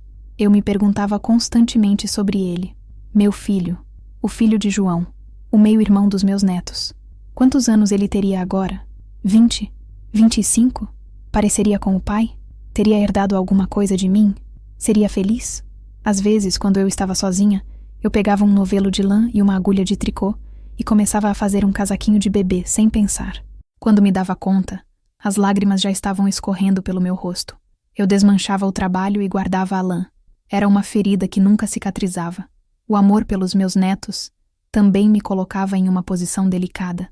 Eles amavam o pai. Para eles, João Batista era um herói. O pai que os ensinou a andar de bicicleta, que os levava para pescar no rio, que contava histórias de terror nas noites de acampamento no quintal. E eu tinha que ouvir sobre esse herói, sorrir e concordar, sabendo do lado sombrio que só eu conhecia. Uma vez, o pequeno Tiago, com seus 8 anos, me fez uma pergunta que quase me fez desmaiar. Estávamos no quintal, e ele me ajudava a colher jabuticabas. Vó? Ele disse com a boca suja de roxo. É verdade que o papai tem outro filho? Meu coração parou. O sangue fugiu do meu rosto. Quem te disse uma bobagem dessas, menino? Consegui perguntar, a voz falhando. Eu ouvi a mamãe brigando com ele outro dia. Ela gritou isso, ele disse, com a inocência cruel das crianças. A gente tem um irmão que a gente não conhece? Eu me agachei na frente dele. Segurei seus ombros pequenos e o olhei nos olhos. O que eu poderia dizer? A verdade? Uma mentira? Olha, Tiago, comecei, escolhendo as palavras com cuidado. Às vezes, os adultos brigam e falam coisas que não são verdade. Coisas da boca pra fora, pra magoar. Seu pai ama muito vocês. Vocês 3 são os únicos filhos que ele tem, tá bom? Ele pareceu satisfeito com a resposta e voltou a subir na jabuticabeira. Mas eu fiquei ali, tremendo, por um longo tempo. A mentira estava se tornando cada vez mais difícil de sustentar. Ela não era mais apenas minha. Estava começando a vazar, a contaminar a inocência das crianças. Naquele dia, eu percebi que o amor que eu sentia por eles era a minha maior fraqueza. Eu faria qualquer coisa para protegê-los da dor, da verdade. E ao mesmo tempo, ao manter meu segredo, eu estava, ironicamente, construindo uma mentira que, se um dia desmoronasse, os soterraria junto comigo. O amor que era a minha salvação era também a corrente que me prendia mais firmemente ao meu pecado. Eu estava condenada a amá-los em silêncio, sabendo que o maior ato de amor que eu poderia lhes oferecer era uma mentira bem contada. O novo milênio chegou, mas em Serra Azul o tempo parecia teimoso, resistindo à mudança. A vida continuava no mesmo ritmo. Meus netos já eram jovens adultos, traçando seus próprios caminhos. Ricardo tinha ido estudar agronomia em Viçosa. Mariana fazia belas artes em Belo Horizonte. Apenas Tiago, o mais novo, ainda morava na cidade, trabalhando com o pai na venda. Eu já passava dos 70 anos. Meu corpo sentia o peso da idade, mas a minha alma sentia o peso de uma vida inteira de segredos. João Batista também envelhecera. Os cabelos pretos estavam quase todos brancos, e as rugas ao redor dos olhos contavam a história de um homem cansado. A relação dele com Lourdes havia se acomodado em uma trégua silenciosa. Não havia mais brigas ruidosas, mas também não havia calor. Era uma paz fria, a paz dos campos depois de uma longa guerra. E então, numa terça-feira chuvosa de maio, o impensável aconteceu. Eu estava em casa, costurando uma barra de calça para o Tiago, quando o telefone tocou. Era Clara, minha filha mais nova, a voz embargada pelo pânico. Mãe, é o João. Ele sofreu um acidente. Meu mundo parou. O dedal caiu do meu dedo e rolou pelo chão de madeira. Como assim um acidente? Onde? Ele está bem? O caminhão dele derrapou na pista molhada, na serra, voltando de BH. Bateu de frente com uma carreta. Mãe, é grave. As horas seguintes foram as mais longas e angustiantes da minha vida. Fomos todos para o hospital da cidade vizinha, para onde ele havia sido levado. Encontramos Lourdes no corredor, amparada por Tiago. Ela não chorava. Estava em estado de choque, o rosto pálido como cera. O médico veio falar conosco com aquele olhar que ninguém quer receber. As palavras dele foram técnicas. Traumatismo craniano, hemorragia interna, múltiplas fraturas, mas o significado era um só. Não havia esperança. João Batista morreu naquela mesma noite, sem nunca ter recobrado a consciência. O choque tomou conta de Serra Azul. A venda fechou as portas pela primeira vez em 50 anos. O velório foi na nossa casa, como era o costume. A sala ficou pequena para tanta gente. Todos vinham prestar suas homenagens ao homem bom, trabalhador, um exemplo de pai e marido. E eu, a sogra enlutada, recebia os abraços, os pêsames, as palavras de conforto. Minha dor era um emaranhado de sentimentos contraditórios. Havia o luto pela perda de um homem que, apesar de tudo, fez parte da minha vida por 30 anos. O pai do meu filho, o avô dos meus netos. Havia a dor de ver o sofrimento da minha filha e dos meus netos, uma dor que me rasgava a alma. Mas, e eu me envergonho de admitir isso até para mim mesma, havia também uma ponta de alívio, um alívio terrível, egoísta. Com a morte dele, o segredo estava mais seguro. Ele o levara para o túmulo. A única outra pessoa no mundo que sabia da verdade era minha prima Benedita, e eu confiava em seu silêncio. Eu olhava para o caixão fechado e pensava: acabou. Agora podemos ter paz. Lourdes viveu o luto de uma forma que me surpreendeu. Depois do choque inicial, ela chorou. Chorou por dias. Chorou pelo marido que perdeu, pelo casamento que não foi o que ela sonhou, pelos anos de desconfiança e ressentimento. Mas em seu luto, parecia haver também uma espécie de libertação. A morte dele pôs um fim à incerteza, à angústia de não saber a verdade. Durante o enterro, debaixo de uma chuva fina e persistente, enquanto o caixão descia à terra, eu olhei para o rosto da minha filha. E pela primeira vez em muitos anos, eu tive a sensação de que, talvez, o fim daquele capítulo doloroso pudesse ser o começo de algo novo. Eu estava errada. A morte de João não enterrou o segredo. Pelo contrário, ela apenas removeu o último cadeado que o mantinha trancado. E sem que eu soubesse, a chave para abri-lo já estava a caminho de Serra Azul. 5 anos se passaram desde a morte de João. A vida em Serra Azul, como sempre, encontrou um novo leito para correr. Lourdes, depois de um longo e doloroso luto, parecia ter encontrado uma nova paz. Assumiu, ao lado de Tiago, a administração da venda e se revelou uma comerciante de mão cheia. A viuvez, de certa forma, lhe deu uma força e uma independência que o casamento lhe negara. Eu, já com meus 78 anos, vivia meus dias na tranquilidade da minha casinha, cuidando do meu jardim e dos meus gatos, recebendo a visita dos filhos e netos. O segredo, adormecido por tanto tempo, já não me assombrava com a mesma frequência. A pedra no fundo do rio parecia ter se acomodado de vez no leito de lodo, até que, numa tarde quente de novembro, o passado bateu à minha porta, literalmente. Eu estava na varanda, debulhando milho para as galinhas, quando vi um homem parado no meu portão. Não era de Serra Azul. Eu conhecia cada rosto daquela cidade. Ele era alto, de uns 30 e poucos anos, vestia uma calça jeans e uma camisa simples. Tinha os cabelos escuros e lisos e um jeito meio sem graça, como se não soubesse bem o que estava fazendo ali. "Boa tarde", ele disse, a voz um pouco hesitante. "A senhora é Dona Efigênia Ramos?" "Sou eu mesma", respondi, semicerrando os olhos para enxergá-lo melhor sob o sol forte. "Em que posso ajudar?" "Meu nome é Marcos", ele disse, abrindo o portão e se aproximando lentamente. Eu não sou daqui. Estou procurando por informações sobre uma pessoa que morou aqui há muito tempo. Um tal de João Batista Medeiros." Meu coração deu um tropeço. O milho que eu segurava no colo se espalhou pelo chão. Tentei manter a calma, mas minhas mãos começaram a tremer. "João Batista era meu genro", eu disse, a voz saindo mais fraca do que eu gostaria. "Mas ele já é falecido. O que o senhor quer com ele?" O homem, Marcos, pareceu desconcertado com a notícia. "Falecido? Eu não sabia. Sinto muito." E então, ele se aproximou mais, parando no pé da escada da varanda. A luz do sol bateu em seu rosto, e eu pude vê-lo claramente. E o mundo girou. Os olhos eram os olhos de João.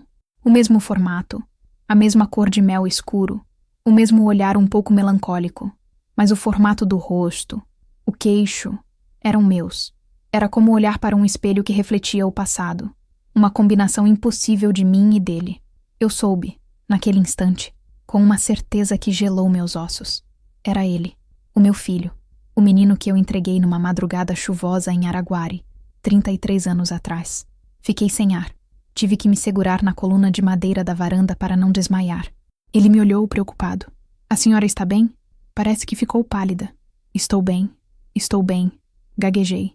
É o calor. Entre, meu filho. Sente-se um pouco. Beba uma água. Chamei-o de meu filho, por puro instinto, e a palavra soou estranha e dolorosamente natural na minha boca. Ele entrou, sentou-se na cadeira de vime na minha sala, a mesma onde Lourdes se sentara tantos anos depois para ouvir a minha confissão. Servi-lhe um copo de água, as mãos tremendo tanto que quase derrubei a jarra. Então, comecei, tentando controlar a minha voz. O que o senhor queria saber sobre o João? É uma história complicada, ele disse, olhando para as próprias mãos.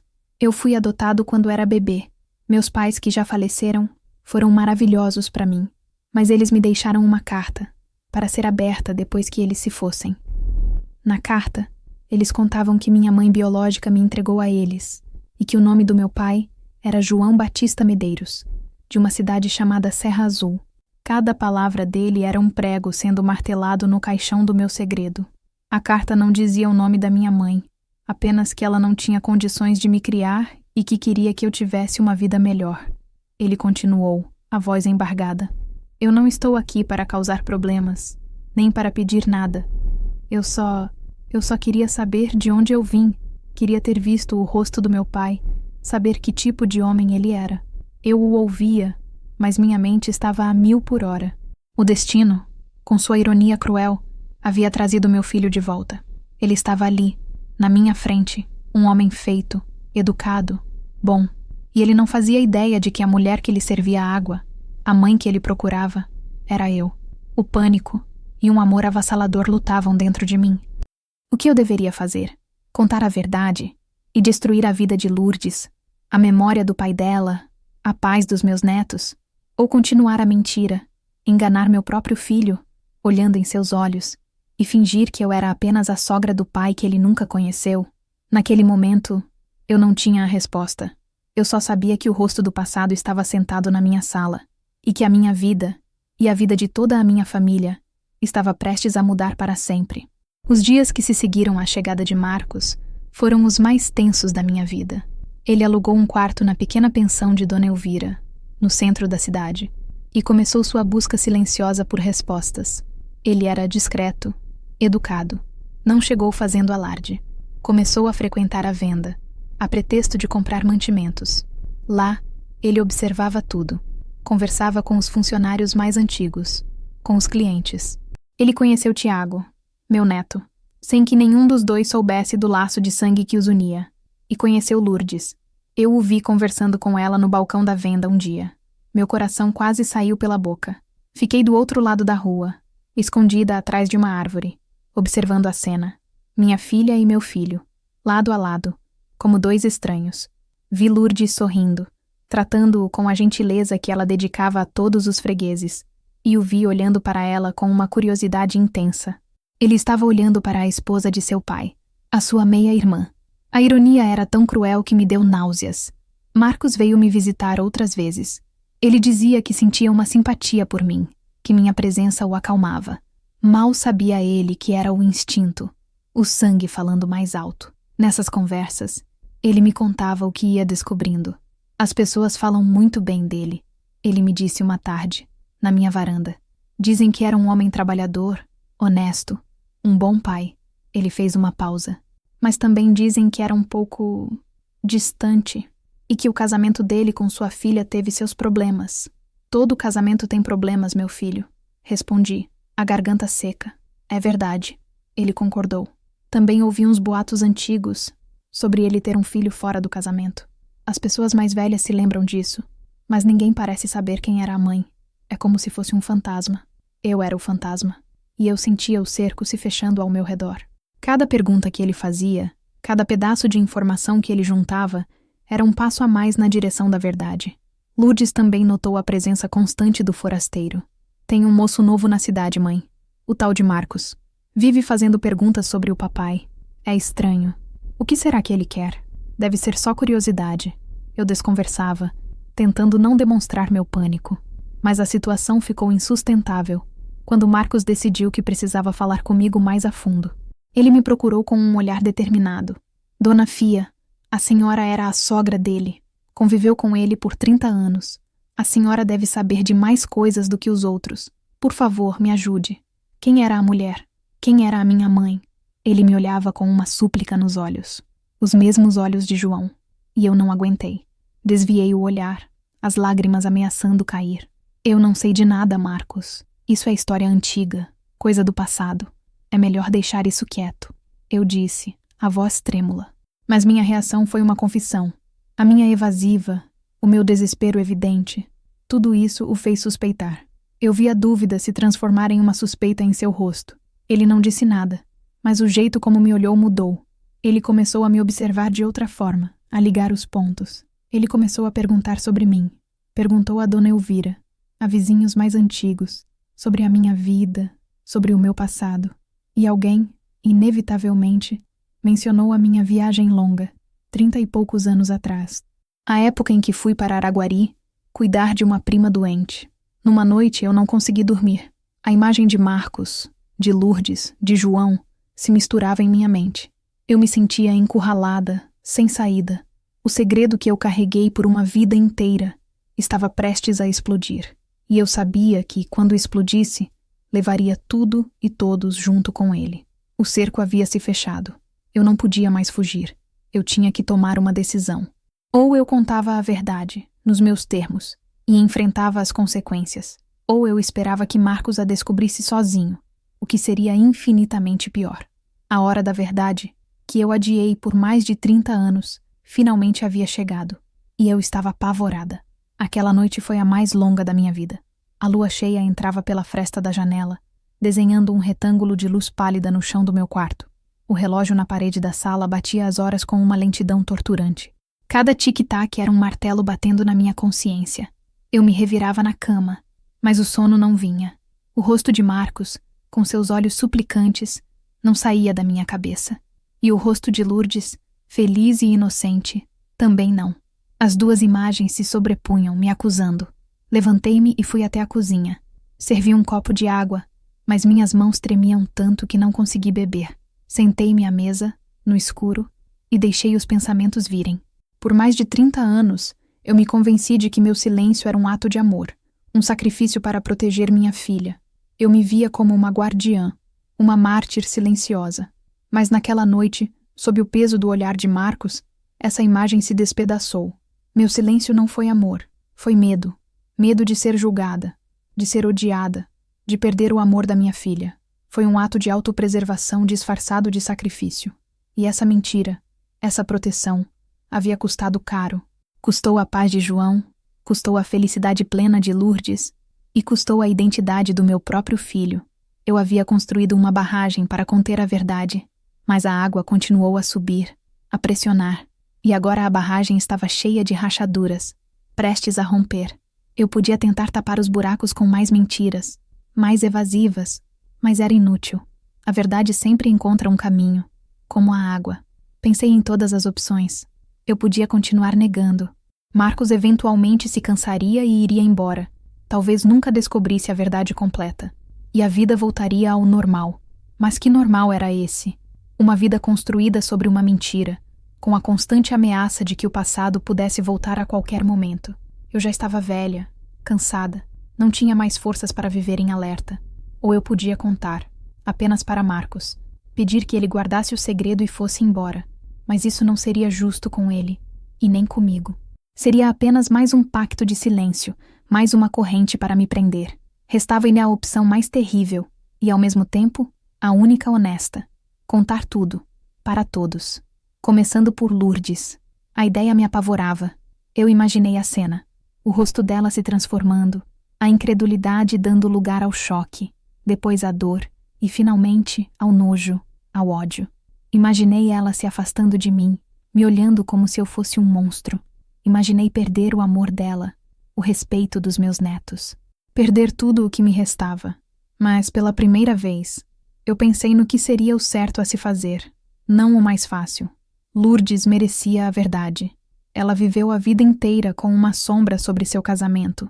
sentindo que algo estava errado, mas sem nunca saber o que. Ela merecia entender a origem da sua infelicidade. Marcos merecia a verdade.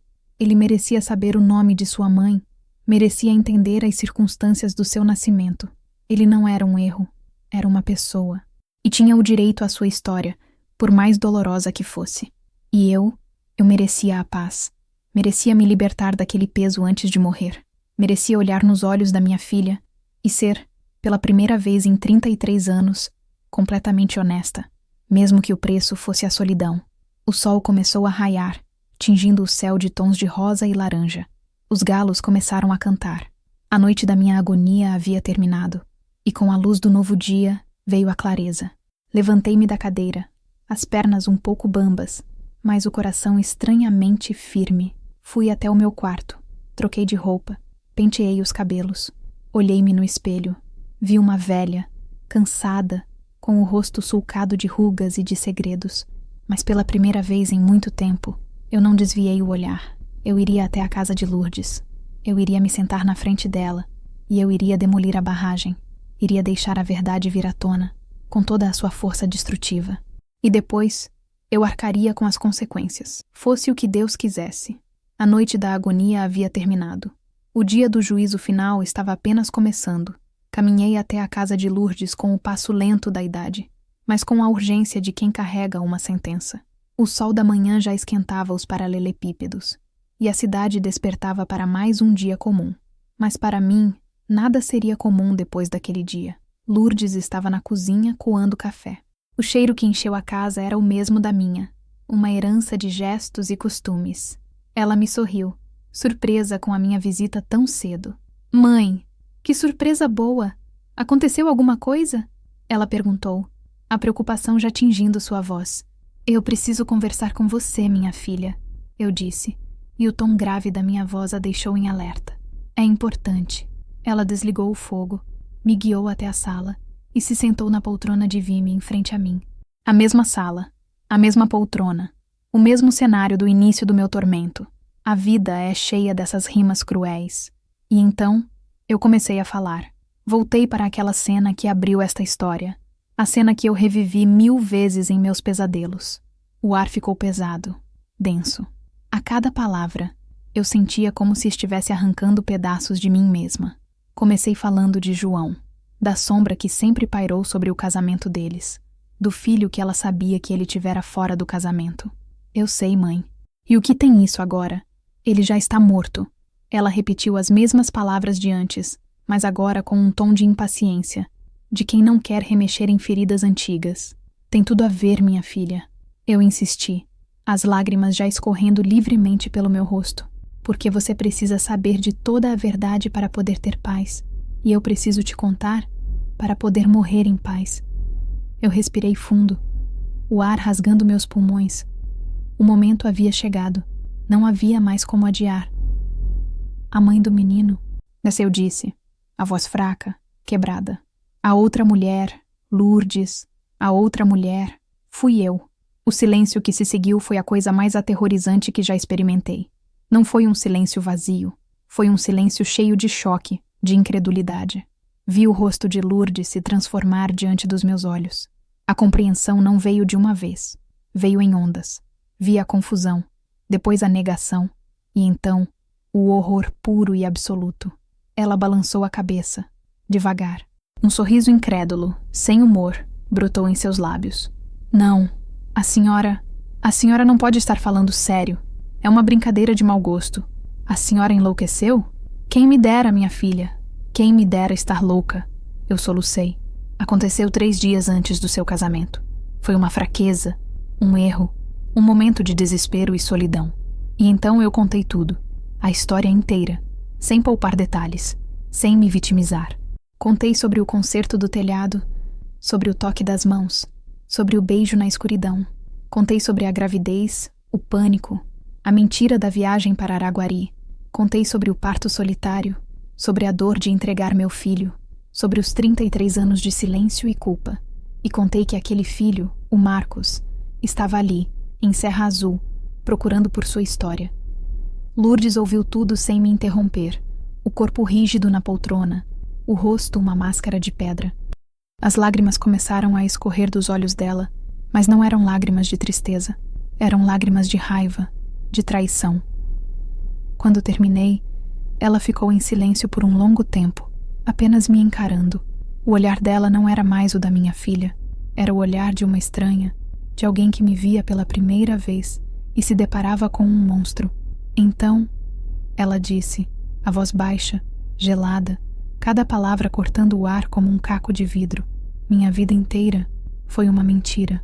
Lourdes, me perdoa, eu implorei, estendendo a mão para ela. Não me toque, ela gritou, se encolhendo como se meu toque pudesse queimá-la. Não chegue perto de mim. Ela se levantou, andando de um lado para o outro na sala, as mãos na cabeça, como se tentasse impedir que o mundo desabasse. O meu casamento, a minha infelicidade, os anos de desconfiança. Foi tudo por sua causa? Ela me acusou, a voz subindo a cada frase. Eu chorei no seu colo, mãe. Eu te contei as minhas dores, as minhas suspeitas sobre o meu marido. E você era o segredo dele. Você era a outra. A palavra mãe saiu de sua boca com um gosto de veneno. Como você pôde? Como você teve coragem de olhar na minha cara todos esses anos? De me ajudar a vestir o meu vestido de noiva? De segurar meus filhos no colo? Os seus próprios netos? E sobrinhos do seu outro filho? A dor no rosto dela era algo que eu nunca esquecerei. Era a dor da traição mais profunda, a que vem de quem a gente mais ama e confia no mundo. Eu te odiei, João. Por anos, ela sussurrou, falando com o retrato na parede. Eu te culpei por tudo, e o tempo todo, a culpada estava do meu lado, me consolando. Ela se virou para mim, os olhos faiscando de uma fúria gelada. Saia da minha casa, ela disse, a voz sem emoção. Minha filha, por favor, saia, ela gritou, apontando para a porta. Eu não quero nunca mais olhar para a sua cara. Para mim, a partir de hoje, você morreu. Eu me levantei, as pernas falhando. Cada passo em direção à porta era uma tortura. Antes de sair, eu olhei para trás uma última vez. Vi minha filha, a mulher que eu trouxe ao mundo, desabar no chão, chorando, soluçando. Um choro de quem perdeu tudo. Eu fechei a porta atrás de mim, e o som do clique da fechadura foi o som do meu mundo se partindo. A demolição do silêncio havia acontecido. E como eu temia, tudo o que restou foram ruínas. Os dias que se seguiram à minha confissão foram os mais vazios e silenciosos da minha vida. A sentença de Lourdes, para mim, você morreu, ecoava em cada canto da minha casa.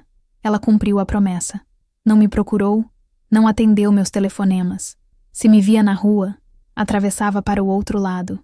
O corte foi total, absoluto. A notícia, como era de se esperar, se espalhou por Serra Azul como fogo em palha seca. Não sei como vazou. Talvez um vizinho tenha ouvido os gritos. Talvez a própria Lourdes, em seu desespero, tenha contado para alguém. De repente, os olhares na rua mudaram. A pena e o respeito deram lugar a sussurros, a olhares de reprovação, de curiosidade mórbida. Eu me tornei a viúva Fia, a mulher que dormiu com o noivo da filha.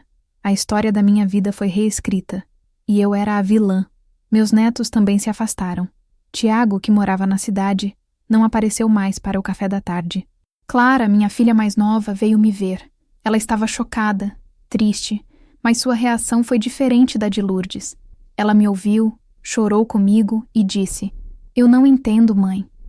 E não sei se um dia vou perdoar, mas a senhora ainda é minha mãe. Foi o único fio de afeto que me restou. Eu sabia que precisava falar com Marcos. Mandei um recado por um menino da vizinhança, pedindo que ele viesse à minha casa. Ele veio no mesmo dia, o rosto tenso. Sentei-o na mesma cadeira de sempre, e com a voz exausta, contei-lhe a verdade. A mulher que você procura, Marcos, a sua mãe, sou eu. Ele não pareceu surpreso. Acho que no fundo ele já sabia. Ele ouviu minha história, a mesma que contei a Lourdes, mas sua reação foi de uma calma triste. Não havia raiva em seus olhos, apenas uma profunda melancolia. Então é por isso que ninguém nunca soube, ele disse, mais para si mesmo. O segredo era grande demais. Você me odeia? Perguntei, a voz um fiapo. Ele demorou a responder. Eu não sei o que eu sinto, ele disse honestamente. Passei a vida inteira imaginando quem você era. Criei 1000 histórias na minha cabeça. A verdade é, Mais triste do que qualquer coisa que eu pudesse ter imaginado. Eu não te odeio. Eu só sinto muito. Por você, pela sua filha, por mim. Naquele momento, eu senti um amor imenso por aquele homem, meu filho. Um homem que tinha todo o direito de me odiar, mas que escolheu a compaixão. As semanas se transformaram em meses. O silêncio de Lourdes era uma muralha de gelo. Eu me resignei à minha solidão, cuidando do meu jardim, conversando com meus gatos. Eu havia feito o que era certo, e aquele era o preço. A primeira rachadura na muralha veio de onde eu menos esperava. Foi Marcos. Ele não foi embora de Serra Azul. Ele ficou.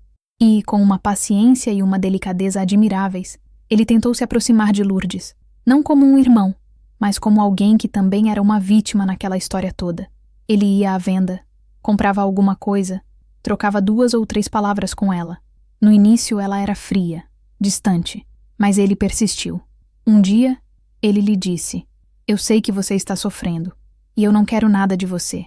Eu só queria que soubesse que eu também perdi um pai que nunca conheci e estou descobrindo uma mãe que não posso ter. Nós 2 estamos no mesmo barco furado." Acho que foi isso que a tocou.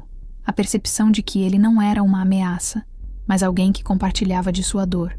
Lentamente, muito lentamente, as coisas começaram a mudar. Lourdes começou a conversar com ele. Primeiro sobre o tempo, depois sobre a venda, depois sobre a vida. Ela nunca o chamou de irmão, mas começou a vê-lo como uma pessoa.